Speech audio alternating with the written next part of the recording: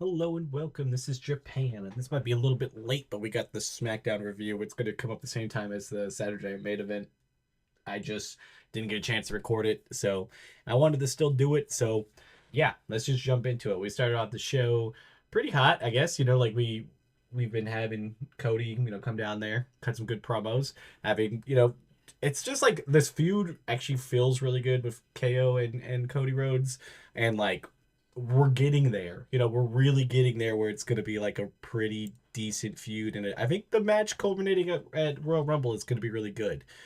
So I think just with that being said, pretty much anything that Cody did on this show, we're just gonna put in the solid B. Thought it was good.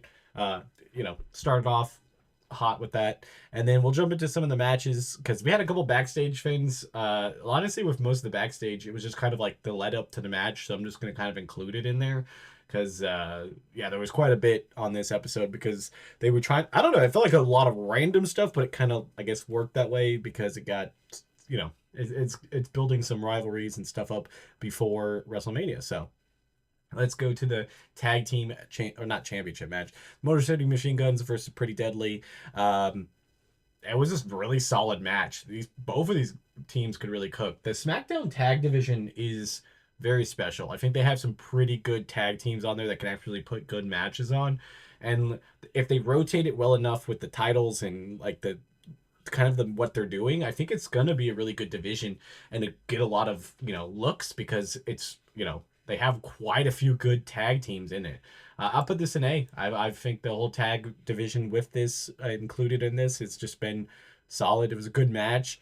I liked it. Next up, we have a women's tag match, which was kind of like kind of obvious it was going to happen. It was BFAB and Meacham versus Chelsea Green and Piper Niven. It was just there. I mean, it's just basically to give Meacham a better chance to get the rematch for Chelsea Green's title. I'm gonna have to put it in D. It's not anything against the workers in the match. It's just too damn small to even matter. Why make that match so small when there's so much other stuff you could have just trimmed a little bit on? Like, they could have easily got rid of one of these matches just to give that extra time to them. I think the match would have been great if they just would have gave them more time with it, or like at least not a D. But yeah. And then we got the Miz. Miz had a couple different interactions, so I'm gonna put them all together because I think like it was solid enough to say. He found out that he was traded to SmackDown, and he's now stuck with the White Sick all by himself. Then he tries to find friends with A Town Down Under, and then we found out they got traded to Raw. So yeah, the Miz had a hard day. I think it was pretty good and pretty entertaining. We got him in a couple promos out there, and hopefully we get a match with him pretty soon. I would love to see him out there. I think he's solid in the ring, and I think he's good on the mic. So I think it'd be pretty good to have him on SmackDown.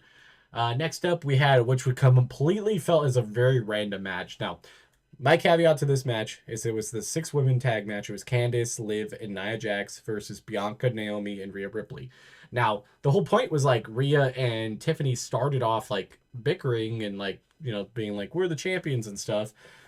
Why not have Tiffany in there? Because they had Raquel Rodriguez, so Tiffany could have been on the team of the champions. And obviously, like the non-champion team won, but like again, why does that matter? Like nobody really felt like it was Rhea's fault, It's just so why not have her both of them in there? That kind of felt random when they had the extra people. It's not like they had to make it work. That it would have been easy because Raquel was there, and they could have made a little bit more time on that match too.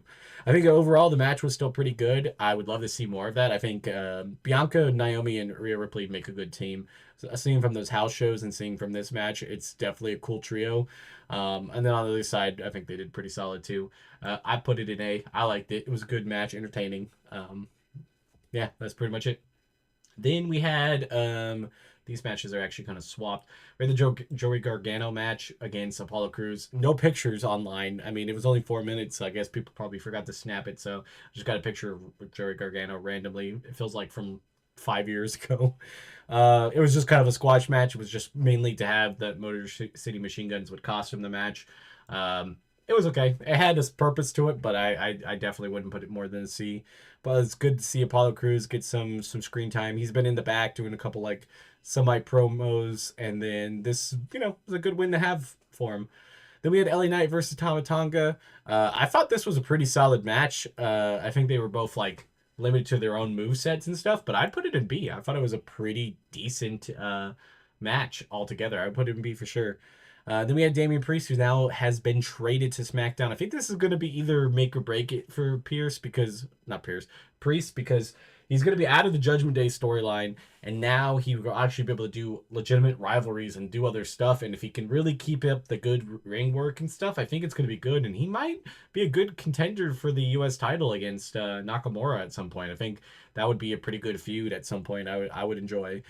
This match, I think, did pretty good. The size of Damian Priest against Carmelo Hayes always looks good. Hayes did a great job. I'd put it in A. Like, again, when I rate these, I'm not really rating this as like the technical masterclass it is. I'm talking about entertaining, good match that I wanted to see on the card. That's where you want to put the A's. B's should be on it. The only stuff you really want to fix are C's and D's, and then S is what you want to repeat all the time, you know? And then we had Jimmy earlier in the episode confronting KO, so it made sense they had a match at the end of the show. I think it was a pretty solid match. I wouldn't mind seeing something like this at WrestleMania if that ends up being where they want to go with it. I don't think it was that bad.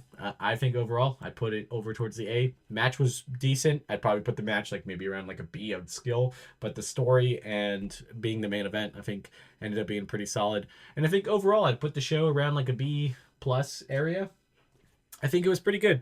It was definitely better than last week's. I only thing I would say is just it was really random with some of this stuff. I feel like it was kind of one of those like where you're trying to like I got a bunch of people and I need to make a bunch of like new storylines to really hold these 3 hours, and so they just threw a lot at the wall and hope a lot of it sticks. And yeah, I guess we'll see how that goes. But we need Nakamura back because I don't really see much of we don't want the U.S. title showing up and having matches kind of sucks. We did get a promo of him joining the Royal Rumble, which, that's fine. I don't really see much of a difference or like reason to have him in there, but I guess just for the name value.